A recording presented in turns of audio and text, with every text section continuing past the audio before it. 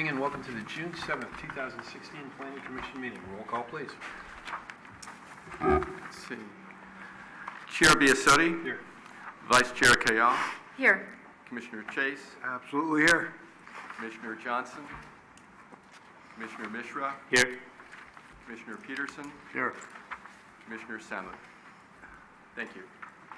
And for the folks at home, you can follow along with the e-packets on www.sanbrinoca.gov. The information we're using tonight is available there. Paula Bradley, would you lead us in the pledge, please?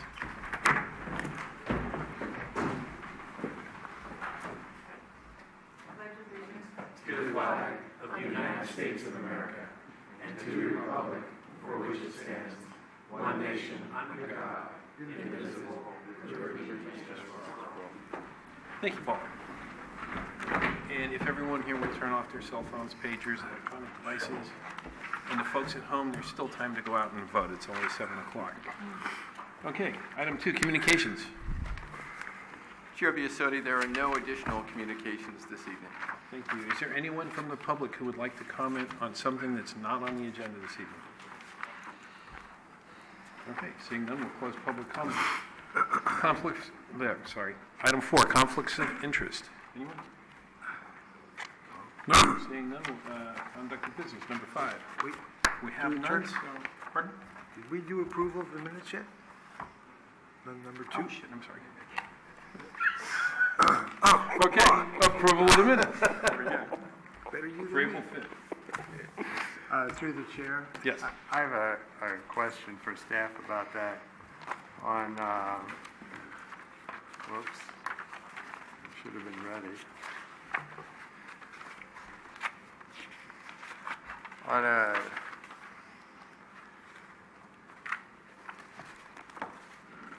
okay.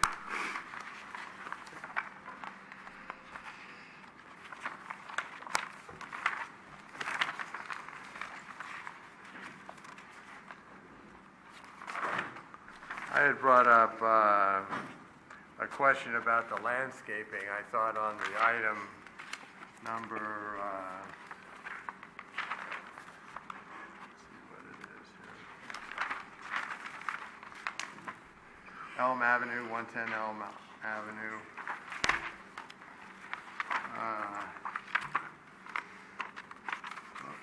Maybe it's not 110 Elm, hold it.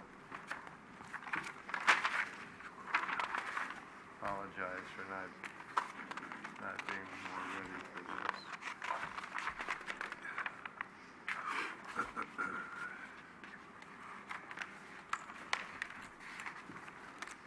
Well, I asked about the landscaping on one of these, and for some reason I can't find my comment. It was, there was not much in the way of a landscaping requirement. And we talked about having one, and I still didn't find it.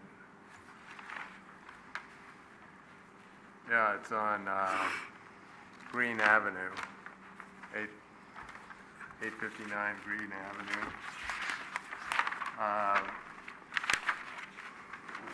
What is the extent of the landscaping conditions for the landscape for that item? All I found was item 9. Site shall be landscaped according to the plans. And my question essentially in the public meeting was, or in the public hearing was, what are the requirements on the plans? There was an awful lot of impervious space and essentially very little landscaping. Through the chair, if I could respond to that. Condition number 9 does indicate that landscaping should be or shall be according to the plans approved by the Planning Commission on April 5th, 2016.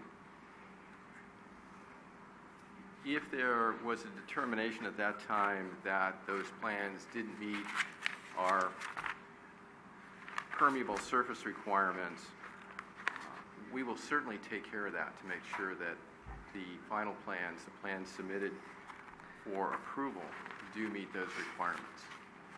Okay, but there really wasn't much site landscaping that could be damaged because there was so much impervious surface. So I was trying to figure out what the landscaping requirement was going to be, because oftentimes there's a landscaping drawing in the set or a reference to 15% of the site will be landscaped. Again, through the chair, why don't we do this? I'll make a special note to assure that those plans are reviewed and that additional landscaping is installed to meet at least our minimum requirements for permeable surfaces. That would be great. I'll do that. That's essentially was the point of my comment. Thank you very much. You're welcome. So, do we have a motion? Or any more questions? Through the chair, I'll make a motion. We accept the minutes of April 5th with the new, I don't know if you want to call it a new condition, but the additional comment from, okay, thank you. Okay, we have a motion and a second. All those in favor? Aye. Aye. Any opposed? Okay, the minutes are approved. Okay, we've done communications, we've done public comment, we've done conflicts of interest, conduct of business, there was none. Through the chair, can I Yes. go back to announcement of conflict of interest? Okay, Would you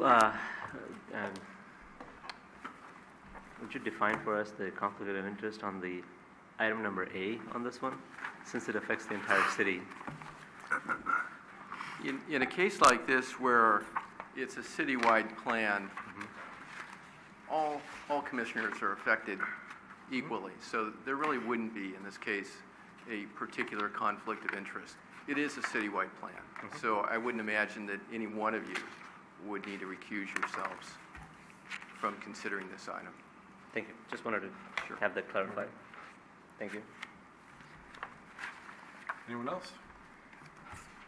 Okay, item 5, conduct of business, we have none this evening, so we'll move on to item 6, public hearing, City of San Bruno walk and bike plan. Staff report, please. Or Chair Biasotti and Planning Commissioners, what I'd like to do is to provide an introduction and an overview of the staff and consultant presentation tonight. First, I'm really delighted that this project is before you tonight. This is the first comprehensive pedestrian and bicycle master plan to come before the City of San Bruno. Over the years, the City of San Bruno, like so many communities, has done extensive planning and construction to promote motorized transport, cars and trucks. But over the years, as the community, as the City Council and community members have looked at options, there's been growing interest in promoting bicycling and walking within our community. And in fact, in 2013, our City Council directed staff to pursue a grant for this master plan. It was a San Mateo County grant. We were successful, and we were able to hire a consulting firm. We hired Eisen Latunich in 2015, a pedestrian and bicycle planning firm in Berkeley. We've been very fortunate to have that team. Nico Latunich is the leader on this team. He's provided direction to our community and staff in putting the plan together and has worked with our staff and our Bicycle and Pedestrian Advisory Committee. We are very, very fortunate to have such an enthusiastic group of committee members led by David Nigel. We have, over the past number of months, this effort started formally in July of 2015, continues to this day. Our BPAC members and our project manager, Paula Bradley, and other staff members, including Matt Jones, who's here at the table, William Lee, and many, many, many others, have gone way beyond what I would imagine would be a typical effort. We have had pop-up events in downtown, at BART, at Tanforan. We've had online surveys. We've had workshops and on and on and on. We've had over 1,300 comments. There's been an extensive community outreach effort on this project. And really thanks to this group here, BPAC members, our lead consultant and his team, and our staff members. So I really thank everybody for their efforts. Tonight, our staff presentation and consultant presentation is going to be as follows. Nico and Andrew Lee, his team member, are going to give an overview of how we got here, what was the process, what are highlights of the plan, and then turn the presentation over to Paula Bradley. Paula will talk a little bit about the staff report, give highlights of the staff report, and our staff recommendation. Now, tonight, keep in mind that our recommendation to you is really for you to make a recommendation to our city council. And so before you is the environmental document, a negative declaration, the plan itself, and then some companion items. Companion items are general plan amendments, specific plan amendments as examples. And so we'll be asking you to make a recommendation to the city council tonight on that. So with that, I'd like to introduce Nico Latunich to take us through the process plan, and Andrew Lee to follow with some highlights of some specifics of the plan. Thank you.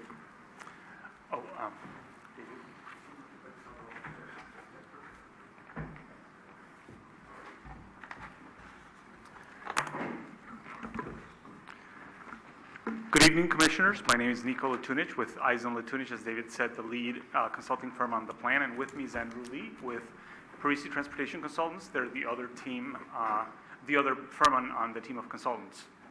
I have a slideshow for you tonight.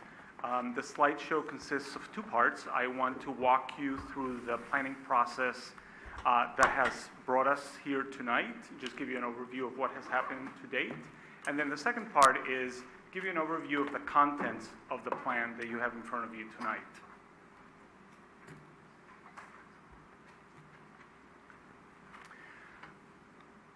So the objectives of the plan, I would say the top broadest objective is to make walking and biking in San Bruno safer, more convenient, and more popular. San Bruno, we feel lags in terms of walking and biking compared to other Bay Area cities. There's a lot of pent-up demand. And so the goal of the plan is to recommend a set of improvements, both physical improvements as well as non-infrastructure actions that would improve conditions for pedestrians and cyclists around the city. Another objective is to engage and inspire the community so that there is a built-in constituency for implementing these improvements. And as I mentioned, the plan includes at its heart a set of recommendations for improving conditions. It forms a 10-year work plan. It basically is the work plan that the city staff should focus on over the next 10 years in terms of improvements for pedestrians and cyclists. So the planning process, as David said, started in 2015. The first task was initial outreach to introduce the project to the community, get people to sign up on our email list, just let them know that the project was coming. The second one was existing conditions that happened in August, September of last year.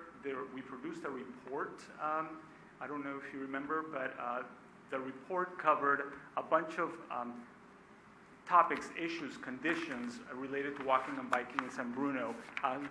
I won't read them, but I listed them on the slide. The purpose of existing conditions is to establish the planning context for the project, also get a sense of the objective state of walking and biking in San Bruno, and then gain some initial insights into the walking and biking experience in San Bruno. So with that information, we then moved into the next task, which was the needs assessment. I said that existing conditions was really more of an objective look at what's out there. The needs assessment is more of a subjective look, and it consisted of going out to the community and asking people, what are your needs and concerns related to walking and biking? What are the challenges, the obstacles, and do you have ideas and suggestions for how to improve conditions? To me, this is more important than existing conditions. Existing conditions might tell you where there's a sidewalk gap, for example, a missing piece of sidewalk, but that missing piece of sidewalk is not a problem until people tell you that it's a problem. Maybe people wouldn't use it otherwise, and it shouldn't be a priority for the city. But this is really hearing from the community, people who are out on the streets every day. They tell you what's important to them, what are their priorities. As David said, again, we got approximately 1,300 comments out of that process, quite extensive. It gave us a really good idea of what's on people's minds. I'll just summarize the main issues. On the pedestrian side, by far, The main one was the difficulty in crossing the arterials. As you can imagine, El Camino Real came up a lot. And I want to stress this because when I describe the contents of the plan, the set of recommended improvements tries to address these needs very directly.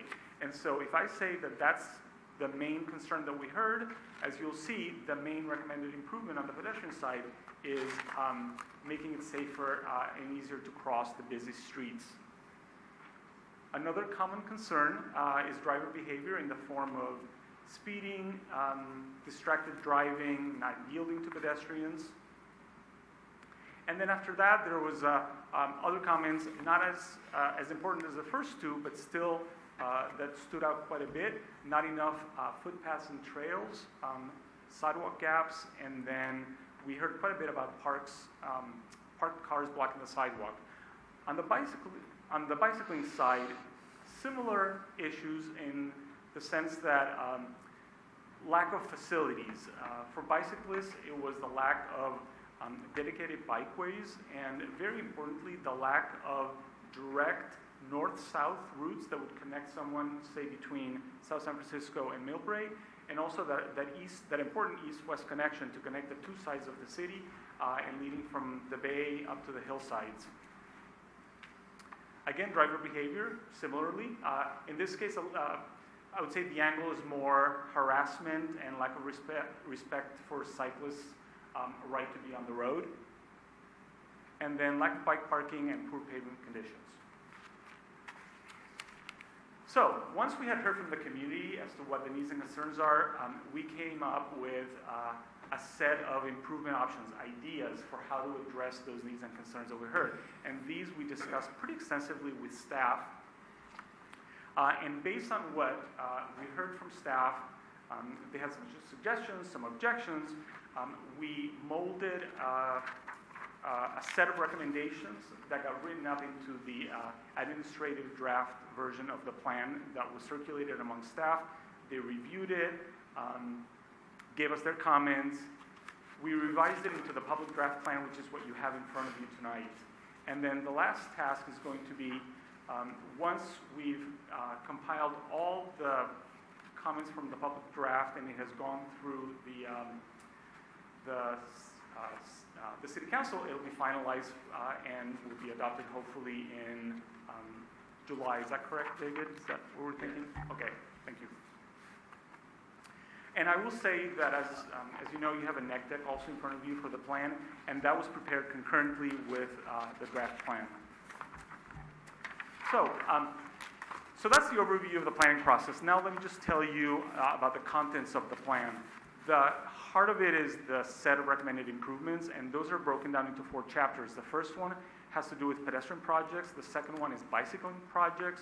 The third one is non-infrastructural actions. So these are support programs of events, of activities, because infrastructure is not the only way to encourage people to walk and bike. And then the 4th chapter is a set of recommended longer-term improvements, things that realistically probably are not going to happen in the next 10 years because of a number of constraints, but we want the plan to document those because initial steps can be taken and the city should always be on the alert as to how to implement those desired longer-term projects. On the pedestrian side, like I said, most of the proposed projects are ways to make it easier for people to cross the busy streets. As you'll notice, many of them are along El Camino, particularly here at the freeway ramps, then a number on Cherry as well. And aside from street crossing and intersection improvements, a second type of pedestrian projects is sidewalk gaps. There's only a few that really sort of that were sort of highlighted by the public comments, particularly on Sneed and on San Bruno Avenue. And then the third type of pedestrian project is streetscape enhancements. Those typically are not priority projects because they don't necessarily improve safety, which is a big goal. But in this case, we felt that streetscape enhancements were warranted for the downtown Cemetery Avenue because of its importance to walking, and also on Huntington because of that connection between the Caltrain and BART stations. And when I talk about crossing improvements, just to give you an idea of what we're talking about, there's really a pretty broad range of things that you can do to make it safer to cross the street. You can visually narrow an intersection through textured pavement crossings, for example. You can do corner bulb outs, refuges or islands in the middle for people who are not able to cross the whole street in one cycle, and then flashing signs. That's just a sense of the things that you can do. At this point, I'm going to turn it over to Andrew. He's going to describe to you 5 conceptual designs that we've come up with for specific parts of the city where we're recommending more specific pedestrian improvements. Great. Good evening, Commissioners. Andrew Lee, Senior Transportation Engineer with Parisi Transportation Consulting. I'm going to get more into the nitty-gritty of the plan, some of the proposals we're looking to inspire the community with, and they're a bit more specific, although they could be applied to many other locations, so I wouldn't focus too much on the exact location, but really take a look at the options that we're proposing and seeing whether you feel that they're appropriate in this location and other locations. To start with El Camino Real, it's an exceptionally wide road. It's designed with 12-foot lanes, many turn pockets. It's a major arterial for the community, but it is very auto-centric in its intention and its design. And so what we've shown here in the concept plan, this is a plan view, meaning it's like a satellite image looking downward. What we've been looking at are opportunities to perhaps narrow some of these lanes. They're 12 feet wide. If there's 6 or 7 or 8 lanes across, just narrowing each lane by 1 foot can create a refuge in the median where slower walking pedestrians may have the opportunity to stage their crossing, that is to just cross 1/2 of the intersection at a time, and feel protected from oncoming traffic and not feel like they're stranded in an unsafe place. Is that photo a real photo or a rendering? That is a real photo, and I believe it's in Millbrae. So we tried to get some... I think that's a picture of San Bruno Avenue and El Camino. I'm not so certain about that. No, I meant the overview. Oh, the overview, yes, the overview. Yeah. No, The overview I is- meant the photograph. The photograph, I believe, is El Camino somewhere in Millbrae, but I don't know the exact intersection. Thank you. Another thing I'll just call out for you is at the corners, you'll notice that these are what we call large corner curb radiuses, meaning it's very easy to make that right turn at high speed. And with some of these designs, we've made these radiuses smaller, meaning that if you make this right turn, you have to go a bit slower, and hopefully you'll be able to see pedestrians crossing in the crosswalk as you square up to the turn rather than being able to make that turn at high speed. Another different type of facility that we took a look at were other arterials, San Bruno, it being 4 lanes, still very highly trafficked, very difficult for pedestrians to cross all 4 lanes without some place to stage their crossing. And there are, on average, more uncontrolled crossings, just stop sign controlled crossings from the minor streets and no major street control. So at Easton here, we've shown an improvement concept that has bulb outs that would bring pedestrians in front of the alignment of the parked cars so that they would be able to be seen from oncoming traffic and they would see oncoming traffic. In addition, we're proposing warning signs with flashing lights. They'd be post-mounted for easier service, and also yield lines to advise oncoming vehicles that they should stop here and not block the line of sight.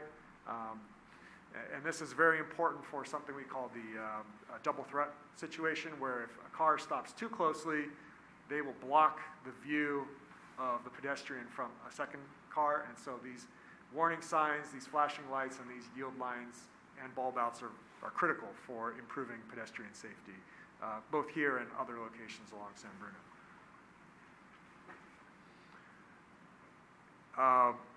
So roundabouts. We wanted to find an opportunity for a roundabout in this location, Crystal Springs and Oak Avenue. It fits rather nicely with a mini roundabout without moving any of the curb. We're still discussing with city staff as to finding other opportunities for roundabouts. So I wouldn't focus too much on this particular location. We understand there's a lot of different issues related to school traffic and park activity.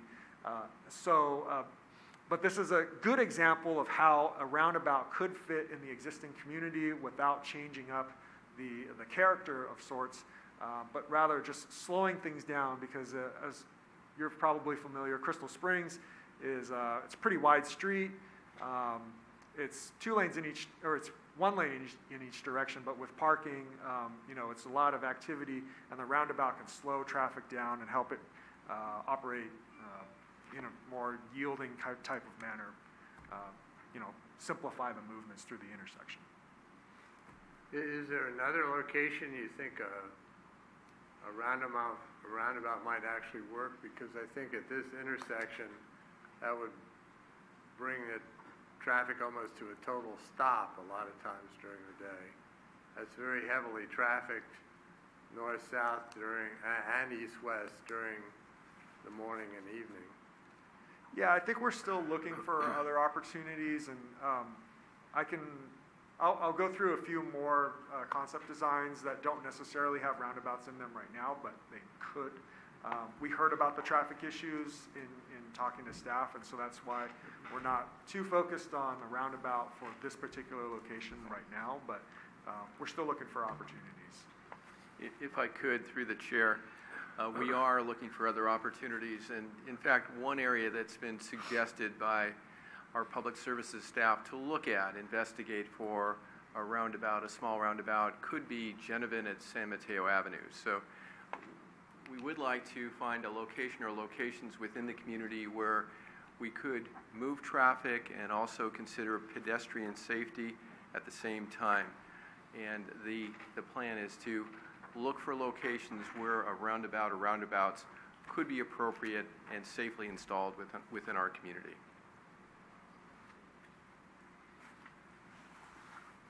I'm going to try and make this go a little bit faster. El Camino at the I-380 ramps, they're very high-speed ramps. They're designed for traffic to be able to approach the loop probably at 35 miles an hour whenever there is a pedestrian crossing here. They're not very well advertised, so the concept is to put up warning signs both at the ramp itself and in advance, have the same yield lines, flashing beacons, other lighting needed to alert oncoming traffic that there are pedestrians crossing here. And then this is a concept for a longer-term full interchange redesign to take out the slip ramps that allow for high-speed traffic and to turn this more into a standard right turn that has to be done at slower speed. It is a slight reduction in traffic capacity. It is a long-term improvement to be discussed with Caltrans if and when the interchange gets reconstructed, but this is the type of improvement we'd like to see, where we move away from high-speed traffic designs into something a lot more pedestrian-friendly. Turn this back to Nico. So that was that for the pedestrian chapter. On the bicycling side, we developed a citywide network of bikeways that you see here. The goal was to tie the whole city together on streets that made sense to direct cyclists to, and where needed, to make strategic improvements to those streets in order to increase the safety and comfort level of cyclists. There are several types of bikeways that we're proposing. There's conventional bike lanes that you're probably familiar with. There's also bike routes where the street might not be wide enough to accommodate a bike lane, but instead you just do signage and you do stencils telling drivers to expect cyclists to be on the street. And then more ambitiously, there's a couple of streets, and Andrew will go into this in more detail, where we're proposing separated bikeways, removing a lane of traffic, creating a buffer for cyclists that really provides the maximum level of comfort for bicyclists. And like I said, Andrew will go over that in a little more detail. Again, bike lanes, bike routes, this is what a separated bikeway might look like. There are different ways of creating that buffer. This is just one option. It can also be done with soft posts, with paint, and this is a built-up one. And then part of bicycling improvements is providing bike parking at key destinations like all city facilities and sidewalk of the public right-of-way. And again, I'm going to turn it over to Andrew. Okay, so this segment on Huntington is one of our aspirational projects. I think there's a lot of opportunity here. Huntington is one of these rare streets in San Bruno that's 4 lanes, but it connects ultimately to a 2-lane road farther to the south. And this is the critical segment, BART station over here, Caltrain farther to the south. The Centennial Way Trail is to the north, and it terminates currently at Huntington, doesn't lead anywhere. Our thought is that because there's 4 lanes here and there doesn't seem to be a whole lot of traffic, that one of the northbound lanes could be converted to a 2-way bicycle facility that would have separation in some form of raised feature, curb, maybe other additional plantings. This 2-way facility would connect with the 2-way facility at the Centennial Way Trail. That's typically called a cycle track, a 2-way cycle track in this case. And then for the cyclists that don't want to ride in the 2-way facility, that the more confident cyclists, they are still allowed to use the shared lane. This design doesn't take out any existing parking. There is parking on Huntington. It's all on the west side of the road. There are very few driveways on the east side of Huntington. There is no on-street parking at Huntington. And then ultimately, there is an existing sidewalk here. There are other ideas to maybe pursue further designs in the future in a more permanent sense. But this is a very attainable and aspirational project that fills a pretty needed gap in the bikeway system as is. Cherry Avenue, this is between San Bruno and Sneath. Another 4-lane segment in San Bruno that is a T intersection at the north and goes back into a 2-lane segment of Cherry to the south. So you probably are familiar, YouTube, offices, Walmart corporate offices. There is a lot of on-street parking here. And when we were looking at filling the bikeway gap, we were initially thinking, okay, on-street bike lane, but then you'd have to take out a lane of traffic. And then we thought perhaps what we could do is we move the parking to the outside next to the existing roadway, but move the bike lane in against the curb. And so you see that in this picture. This is against the curb. The cars actually come out into the street, and they do have a raised feature to anchor them in the parking space, but this design is to appeal to all demographics of cyclists. We like to say from age 8 to 80, because you're not squeezed between parked cars and moving cars like you typically are with the Class 2 bike lane, but rather you're protected against the curb and with a buffer, raised or painted. And this feature would connect all the way from Sneath down to Cherry to the south. El Camino Real at Bay Hill Euclid. So Bay Hill is a critical link in the network.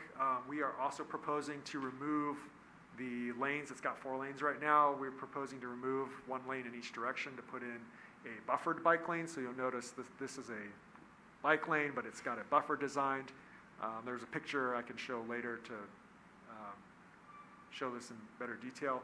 But there's a stagger in this intersection at El Camino. And this might apply to other locations on El Camino as well. But the design is to create some sort of protected facility, a turn pocket of sorts, that gets people from Euclid onto Bay Hill, and then vice versa, with some sort of receiving area to get through this intersection. So you may be familiar with Octavia at, this is Valencia. Valencia at Market Street in San Francisco. The general idea is that we want to make it safer for people to cross El Camino with some sort of protected feature, bike signal, and other designs we're still developing. So this is San Bruno Avenue at Elm. San Bruno Avenue here between El Camino Real and I want to say Skyline is one of these interesting facilities because while it's a very wide road, it doesn't have much in terms of shoulder. It does have a median, but it has all kinds of vehicular lanes, turn lanes. So this is one of the few sections where, because of the amount of traffic and the speeds at which they travel, we're proposing that some roadway widening would be needed to accomplish the goal of putting bike lanes with some sort of horizontal buffer. We don't feel comfortable proposing facilities that are just 5 lanes and put you right next to traffic, so some sort of additional separation is necessary, and that's why in this area, at least, we're looking at a proposal for widening the street. And then for Elm and Linden, and perhaps for a few other streets, this is a proposal for a shared roadway, a Class 3 bike route you may be familiar with, where cars and cyclists would share the road in the existing space. Specifically for Elm and Linden, there is the idea of changing this to a one-way couplet and painting in some edge lines to make the road visually skinnier so that it slows the traffic down. And the shared lane markings here serve as a reminder for cars and cyclists to share the road with each other and extend basic courtesy. So we also have a couple of situations where we have I-280 serving as the barrier between east-west connectivity for bicyclists. We've proposed that for San Bruno we would have bicycle facilities, and this is a situation where we have to figure out how to get underneath the freeway. We are still working out with city staff as to how to do this exactly, but one of the ideas we have is that there are 4 lanes in each direction, 2 left turn lanes right now, and 2 through lanes in each direction. And we are trying to figure out whether we need the capacity for the left turn lanes or the through lanes, but the idea in general is that we would take at least one of these vehicular lanes, redesignate it as a bicycle facility, also with some sort of buffer so that you're not right up against moving traffic, hopefully thicker than this one. And so redesignating the existing vehicular capacity without having to do a full interchange redesign.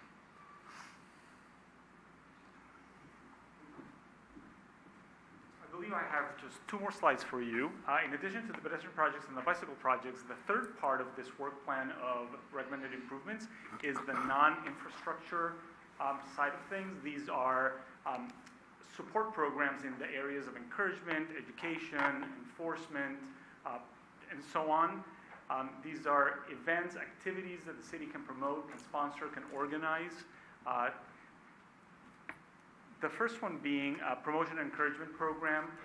You're probably familiar with Bike to Work Day. That's just one idea. Another one is to create regular or seasonal closings of, say, San Mateo Avenue downtown for street fairs where people can congregate for informal recreation. Maybe you are familiar with the Sunday Streets concept or Cyclovia, where cities, really it's happening around the world, they close off segments of streets for people to come out with strollers, bikes, whatever.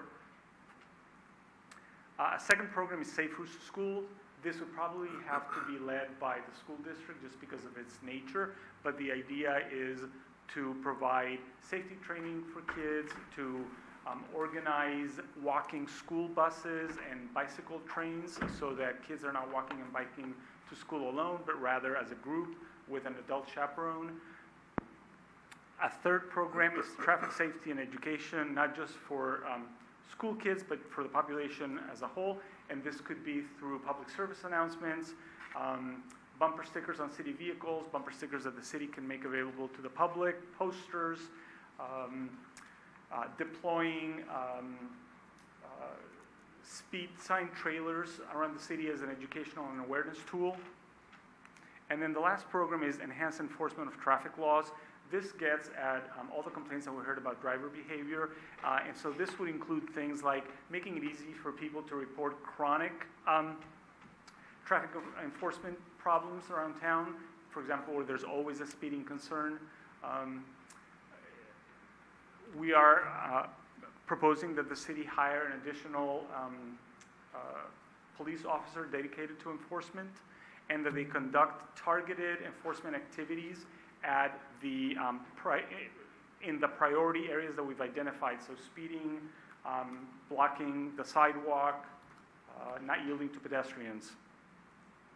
And then in addition to those 4 more or less formal programs, there's a whole set of recommended actions and next steps. So for example, work with the school district to provide, or encourage the school district to provide adequate bike parking at all schools, encourage the 3 main shopping centers around town to do the same, work with Caltrain and BART to provide more bike parking.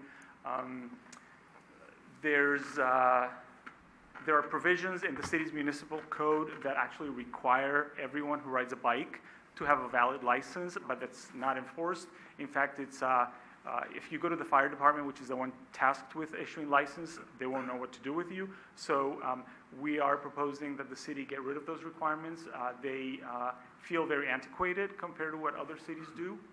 Also, the municipal code has a provision that allows kids under 10 to ride on the sidewalk. We're proposing that that be increased to 12, which feels like a more reasonable age cutoff. And then the 4th part of this work plan is the longer-term improvements. These are things that, for a number of reasons, we don't think it's realistic that they will happen in the next 10 years. There's about, I think we've identified 11 around town. Just to point out a couple of the obvious ones. Crestmore Canyon, what do you do about the canyon? There's a lot of desire for public access through there, but it'll require a lot more study. It won't be cheap because of the topographical constraints. The what? Because of what? Topographical constraints. Oh, okay. Yep. Just didn't understand you. Another long-term improvement is how to make El Camino Real truly friendly for bicyclists. We see that more in the distance. We've heard a lot of frustrations from the public about the lack of an east-west connection to connect the Bay Trail to the Ridge Trail. We have looked really hard to find a way to do it. We're open to suggestions, but can't really figure out an elegant, cost-efficient way to provide that connection, because you have, like I said,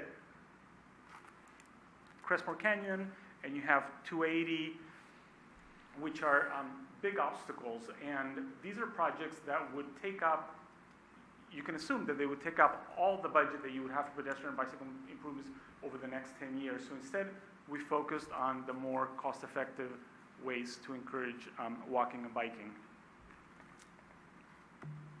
And that is that for my presentation. And I'll turn it over to Paula.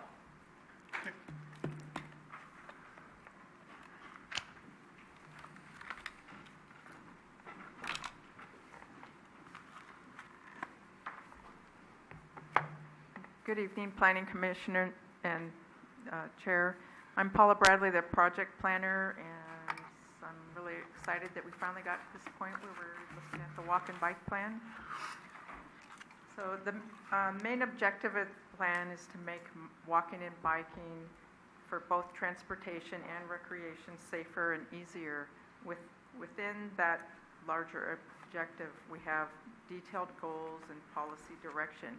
Adoption of the city's first walk and bike plan is a monumental step toward having a safer, more convenient walking and biking network in the city, and encourage more walking and biking. A safe integrated network of walking and bike routes connecting local destinations, an east-west route, north-south, and connecting with a regional network are long-term goals of the plan. So this 10-year work plan is one step in that direction, and with the adoption of the walk and bike plan, the next steps would be implementation of the plan. So hopefully we'll be busy getting grants and actually realize some of the projects that you've seen here tonight. So in the walk and bike plan, there's an action plan, and that outlines short and medium-term projects to improve the conditions in the city, both for walking and the bicycle network, as well as the programs to enhance safety and education and enforcement. Those are all part of a 10-year work plan. The long-term section in the plan includes projects that are not really feasible in the short or medium term, and they need further study. They face significant challenges of some kind due to cost or complexity. Some of them, El Camino, for one, involve multiple agency participation. So we want to include them in our plan, but those will be a little more long-term and difficult to realize. So we included a long-term section in the plan because we wanted to include some of those complex, challenging projects, because in the bigger picture, we're hoping that those, given the passage of time and the changing conditions, that once we have some of the smaller projects realize that, over time things are changing. At one time with El Camino, it wasn't really considered possible to have bike lanes, but now most of the cities on the peninsula are looking at that, and Caltrans now has a focus on complete streets. So things are changing. So some of the big projects, like some kind of possibly another lane or bridge or something over 101, that would be really difficult to achieve, but it's a really important part of the bicycle network, as is looking at something like a bridge over El Camino to Tanforan. Those are really large projects. They require studies and really large expenditures. So anyway, we really wanted to include those projects. So you saw presented to you the conceptual designs that we're looking at, and based on some of the feedback that we've gotten from city staff, we're still looking at those. Those are conceptual. The ones, including them in the plan, they'll be further studied, and when grant funding might be available to do some of those projects. So right now they're conceptual. They're not down to the details. But having those designs is really important to enable to the city to get grant funding. So we already have designs for intersections, and that's really going to help us when we apply for grants and being considered grant-ready type of project. The city prepared the initial study negative deck. We did not receive any comments about that. It's pretty simple. The project doesn't have an impact. Some of these larger projects will be further studied if we're able to find grants to fund some of those. The walk and bike plan is consistent with the general plan. We're proposing that we add a new transportation policy. We'll be incorporating the walk and bike plan into the general plan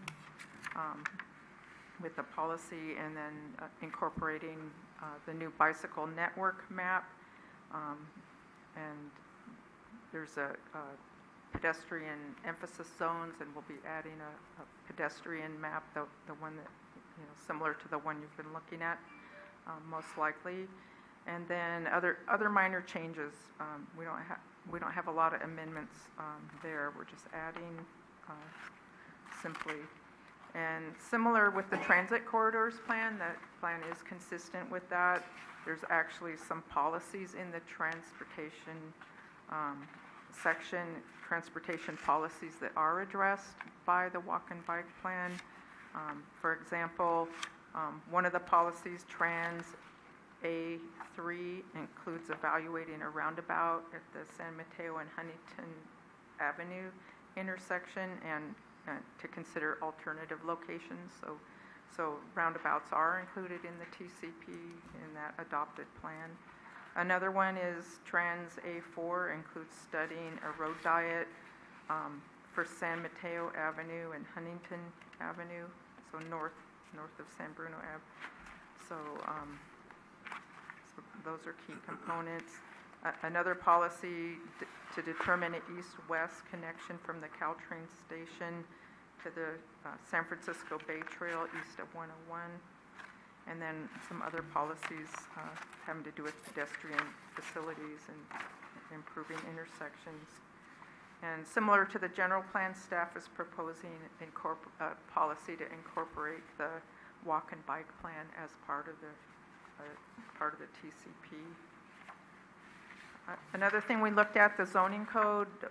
The city's in the process of updating that, and it is consistent with the zoning code, the current code, and we would be recommending the zoning code be updated to include requirements to increase the viability of bicycle transportation, such as highly visible and secured parking opportunities, such as bike racks and lockers, in conjunction with bicycle parking facilities. So the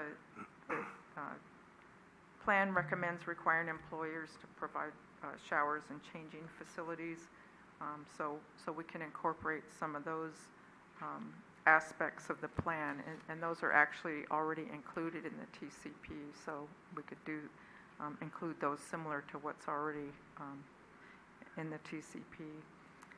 So concerning public comments, we've gotten a lot of comments that were incorporated into the administrative draft plan previously, staff comments and public comments.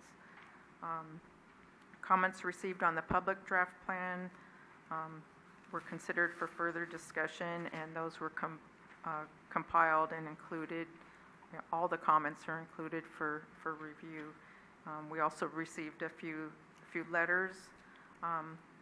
Staff actually consulted with, didn't just send the plan out, but we contacted, had meetings, talked to other agencies in other cities by phone, approximately 35 cities, agencies, and organizations. And we received early feedback and support from all of those. A few of them wrote a letter and gave us additional feedback. So we received letters from Golden Gate National Recreation Area, San Francisco Airport, Caltrans, CCAG, and County Park. So they did provide some comments on the public draft plan, and mostly supportive, just other details that we could enhance the plan with. So the next steps that we're looking at, staff has reviewed and compiled the comments that we've received up to May 27th, and they're in the errata attached to your staff report. So those are what we're calling amendments to the draft plan. And then comments received from the Planning Commission tonight will also be included we'll have a revised errata as it moves forward. And other comments that we receive will be incorporated in that. And then after the plan, if the Planning Commission recommends adoption of the plan, it'll go forward to City Council. And the plan, once we receive all the comments from everyone and the plan is adopted, then we'll produce the final draft plan with everything that everyone has agreed in that. Adoption of the city's first walk and bike master plan will further the vision, goals, and implementing policies of the general plan and the TCP, and will improve the conditions to make it safer and more pleasant for walking and biking in the city, and based on extensive public outreach. Staff recommends that the Planning Commission receive the report, provide feedback to staff, and take public testimony on the walk and bike plan and the initial study negative declaration. Make a recommendation to the City Council that the City Council adopt the negative declaration and approve amendments to the general plan, transit corridors plan, and adopt the City of San Bruno walk and bike plan. That concludes my presentation. I'll be happy to answer any questions. Thank you, Paula. Any questions for staff? Nope. Okay, thank you. One question. I had a question at the last workshop, and that was about the effect of parking on the sidewalks, making it hard to walk in a lot of areas of San Bruno because the streets are narrow and the curbs are rounded. The cars park partway on the sidewalk and partway on the street. And a police officer, made the comment that if you can't get a baby carriage or a wheelchair through there, then it's a ticketable issue. But I wondered if staff had any idea as to how to communicate this concept to the general public in such a way they would actually do anything about not taking up so much of the sidewalk. If I could. You're the head of the city's effort on this, right? Yes. Okay. Just checking. Paula's the project manager, but it's kind of a general question, maybe even a policy question. I think that you're talking about education and enforcement. And so in some cases, Commissioner Peterson, as you indicated, we do not have vertical curbs, so motorists will pull up onto the sidewalk. So as the police officer indicated to you, it is a citable or could be a citable offense. One thing that we could do is we could look at our Focus newsletter that goes out on a fairly regular basis and use Focus and our website and even our cable as opportunities to inform people about, as they come up onto a sidewalk, what it does in terms of impeding pedestrian flow, and really encourage people through education using those sources and others to not do that, and then talk to our police department about more active enforcement. So those are a couple of things we could do: education and more active enforcement. Well, that would be fantastic if you did that alone. I'm sure it would have an effect, because my experience is people are on the sidewalk not because they mean to block the sidewalk, but they don't want their car dented and they forget other people want to go through there. But most people in San Bruno either have personal experience with one of three things: a wheelchair, a baby carriage, or someone who's disadvantaged for walking purposes, for instance, canes or uncertain feet or something like that. So my sense was people would actually pay attention if anyone ever said anything about it. Thank you very much. And thanks for those great suggestions. Through the chair. I was going to say that the same comment could also apply to trash can. It's always on the, and as well as people who pull up their cars to their garage door but don't pull up far enough and their car sticks out. So that also impedes access. So a similar message could be applied to those two instances as well. I agree. Thanks. Through the chair, Please. I did have a couple of other comments that are very similar to the ones I made at the last session. First one is this document is upside down and right side up, so it's very hard to read. I understand it was a printing error, but even past that, my sense is, as a person who's worked with a lot of documents, that portrait is a much more readable orientation for the average person, not to mention people who have to read this document for work purposes. So I know it's probably a lot of work to change the orientation, but I would advocate for the purpose of communication, it should be in portrait format the photos should have captions on them, and that what the plan direction is to be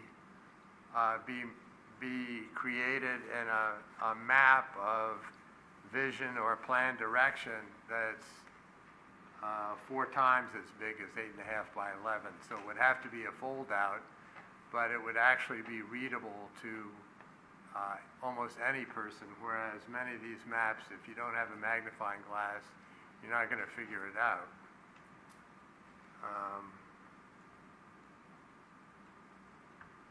And that's about it. Thank you very much. Anyone else? Kevin? No, I'm good. Marie? Okay. Thank you, Paula. Chair Biasotti, if I could, Please. I'm wondering if I could ask that Nico Latunich talk to you a little bit more about implementation. One subject that I'm very excited about is with this plan, it really positions the city to apply for grant funding for a variety of projects to make walking and biking more safe in the community. One aspect of our contract with Eisen Latunich is to work with the community to prepare grant-ready applications so that once this plan is adopted, it just doesn't sit on a shelf. It gives us the opportunity to immediately go out and start to apply for grant funding to do real projects quickly. So I would appreciate it if Nico could talk a little bit about that before we move into public comments. Absolutely. Thank you. Please. Yeah, not sure how much more to add, but it was one of the intentions from the beginning that there would be an implementation component. One of the main implementation tools would be the conceptual designs that Andrew described to you, because when you submit a grant application, the grantor wants to see that you have a fairly good idea or concept of what it is that you're planning to accomplish, and you can do it in writing, but always a drawing of your ideas is more effective. There are quite a few grant funding opportunities out there for pedestrian bicycle improvements, definitely more than 5 years ago, 10 years ago. They are competitive for the most part, not always. And they come around it depends, but on fairly predictable cycles, so the city can start to line up their plans for submitting applications. There's one coming up, for example, I think, well, there's the large one called Active Transportation Program coming up. The deadline is June 15th, I think. Yep, that one is obviously going to be too late because the city doesn't have an adopted plan. That's usually a requirement for these things. But another one that's coming up in, I think, August 15 is the Highway Safety Improvement Program, and they just happen regularly. So having a plan, an adopted plan, is essential because grantors otherwise will not give your application much of a consideration. They want to know that you have a list of priorities, that you're clear on what your priorities are and why it is that you're looking for funding for those projects. Yep. Thank you. Any questions? Okay, thank you. So I guess at this point we open up public comment and we'll hear from our bike and pedestrian committee.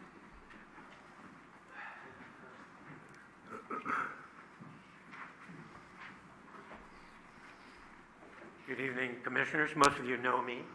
I'm the oldest serving park commissioner in the state of California, the city of San Bruno. And I'm Dave Nigel, chairman of the Bicycle and Pedestrian Advisory Committee. We're so excited to be here tonight. We've been working with staff. You share staff. You know the collegial relationship we have with them. They've been our mentors, and they've used our resources to help with this. And working with Nico and Andrew and the staff has been a real in-depth process. I'll never forget when I was a young commissioner and we had Mike Kiley as our director for Parks and Rec. We went across the street to IHOP for coffee, and he was a little later. He came, he got hit on El Camino and sent 60 feet in the air, and luckily he survived. But that is really made an indelible impression on safety. And our committee is a very active committee. We are in the Posey Parade, community in the park, education in the park, and every time we have our information table, people talk about safety. And David and Paula and Matt and our Lutunic and company know that we kept stressing safety because bikers don't feel safe in San Bruno. And so not only biking, but pedestrians, we've taken a lot of walking tours, and one of our, and Such was one of our early members on our committee, as Joe Samut was. Also, he was our chair at one point. And so they know what we've been doing. And it's such a great opportunity because, you know, and I'm not, you can close your ears, this is the best staff we've had. And we're really at a point where we can actually do something. Nico just talked about the opportunity of getting grants. David talked about all the work we have done to get to this point so that it doesn't just go on the shelf. And you know, you've had that happen on your commission as well. So I'm glad that Commissioner Peterson talked about the roundup. We also asked the very same question. And one possibility is we could put a temporary one there. And if it doesn't work, we can change it. And we have history. If you're a longtime San Bruno, you know they tried to do that on San Bruno Avenue, making 4 lanes down to 3 to make it easier to make left-hand turns. And that lasted about 2 months before they knew it wasn't a good thing. And so those are the things that staff is ready to do. And I'm very proud of the staff. I'm very proud of our committee. I'd like to introduce them. Malcolm Robinson is our brand new, and even though he's brand new, he's been to every event since he's been appointed, and he's been very active. One of our longer-term ones is Henry Marr. Henry's very active in the canyon, researching what we can do, how we can have access from BART up to the Ridge Trail. And so Jeffrey, all of them are avid bike riders, but Jeffrey has no car. All he has is his bicycle, wherever he goes. And he lives way up in Monteverde near Shark Park Road. And so he knows everything in the city, all the areas that need improvement. And we have been, Paula and the staff have given us little business cards that we pass out. And if people see a break or a dangerous pedestrian situation, they call the department and they get attention. I hope that you will strongly support this. We are, and we're committed to it, and good luck to you. Thank you. Thank you. Thank you. Please. Good evening. My name is Malcolm Robinson. Been 27 years San Bruno resident. I've been riding through here longer than that.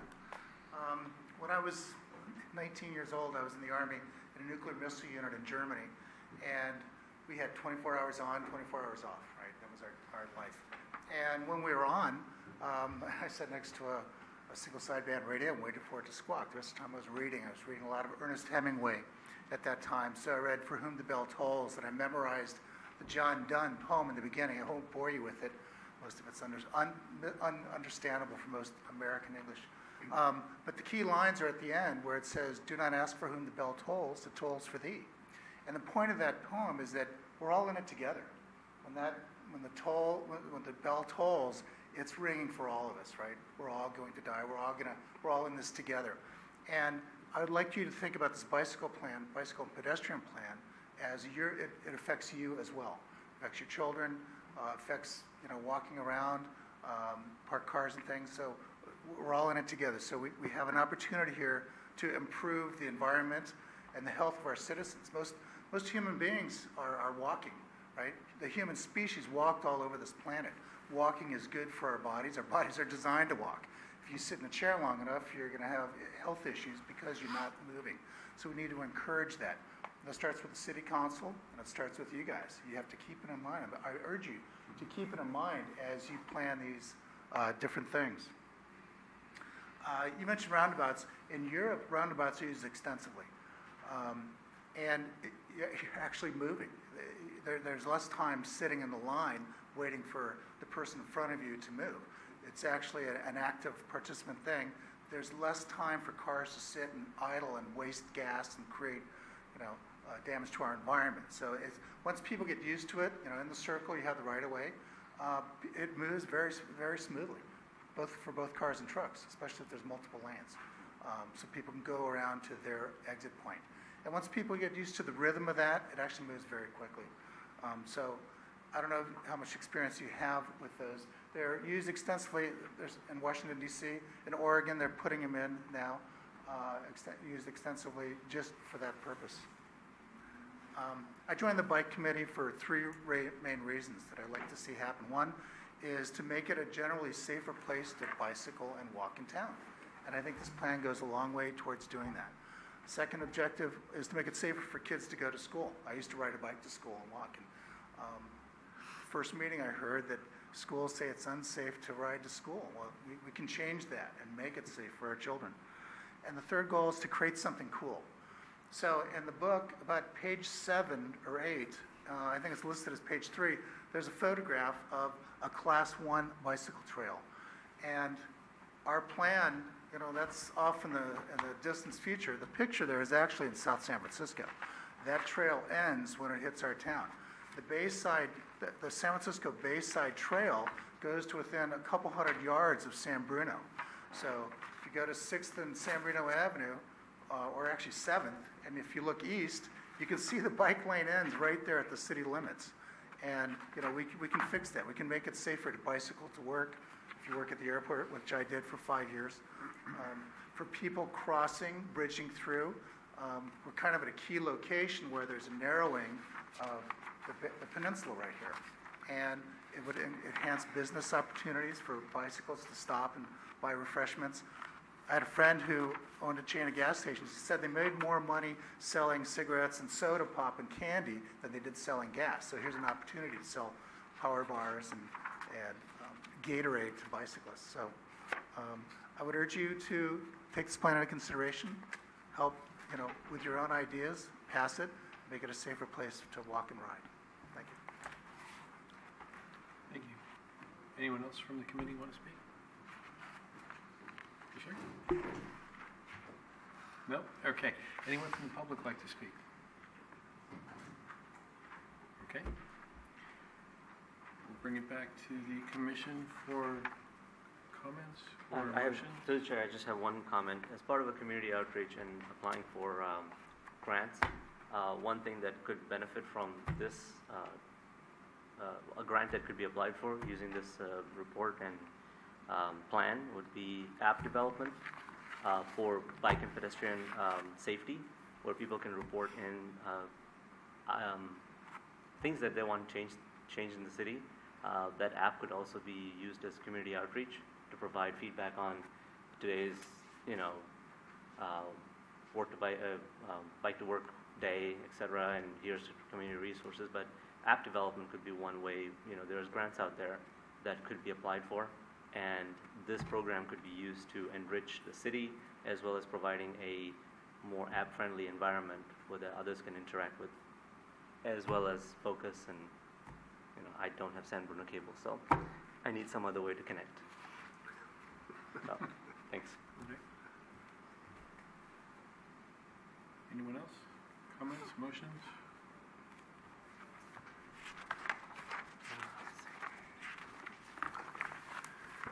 Well, we'll make a motion if nobody's going to make.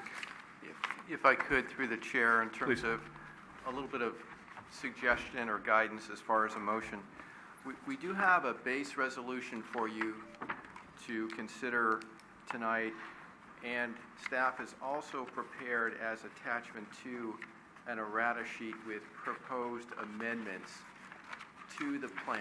So you realize that we put out the public review draft, received comments, as Nico and Paula mentioned, reviewed the comments received, and have made suggestions in terms of amendments to the base document. So as you propose a motion this evening on the document, you would be proposing a motion on the resolution, and you would also be wanting to include attachment to the errata sheets that indicate basically amendments to the plan. Does that make sense? Thank you. Would that include correcting a typo in attachment 1, exhibit D? It would, it certainly would. If there's a typo in the document, and we did hear your comments in terms of portrait, the mapping, et cetera, this is a public review draft. We fully intend, after city council action on the document, after adoption of the document, to go through, take city council direction based on your recommendation, and make changes to this document, including putting into an appropriate format, checking for any typos, making sure that the maps are legible, making sure that the pictures, exhibits have captions. Thank you. Thank you. Through the chair? Please. I was going to make a recommendation, but I want to ask staff, is that recommendation on the staff report, page 1, the first item, is that adequate then? Can we do all of this in one vote? Yes, so long as you indicate that your proposed action does consider attachment to the errata sheets. Okay. And it would be a roll call Yes, sir. vote since it's a resolution and it doesn't say. It says would be a roll negative call deck, vote. approve amendments, and actually the approval of amendments is by resolution, right? Yes, and this would be a roll call vote. Okay, thank you. I'd like to move that the commission recommend the plan to the city council, and that the city council adopt the negative declaration by resolution, approving amendments to the general plan and transit corridors plan, and adopt the San Bruno walk and bike plan, MP 15001, GPA 16, SPA 16, including attachments to errata. Second? Okay, we have a motion and a second. Roll call vote, please. Chair Biasotti, Aye. Vice Chair Kayal, Aye. Commissioner Chase, Aye. Commissioner Mishra, Aye. Commissioner Peterson. Aye. Thank you. The resolution is approved. Thank you. Is there a 10-day appeal period? Would there be a 10-day appeal? There is not a 10-day appeal period. Your action tonight is a recommendation to the city council, so it goes forward to the city council. For general information, we're anticipating bringing this item forward to the city council in July. We're anticipating it would go to the commission initially, and this is tentative, at a July 12th meeting for basically an overview of the document and a summary of your recommendation. And then follow it up at the city council meeting of July 26th for a formal action of adoption. So basically, introduction on the 12th, formal adoption on the 26th of July is the anticipated schedule. Thank you. Okay, item 7A, city staff discussion. There are no additional discussion items this evening. We are not anticipating having an architecture review committee meeting this month of June, and we would recommend that you continue the meeting, or adjourn the meeting, I should better say, to June 21st. Okay. Thank you. Any planning commission discussion? Pardon me? Any planning commission discussion? No. Okay, in that case, we'll adjourn the meeting till June 21st, 2016 at this spot, 7 PM. And we are adjourned. Nicely done.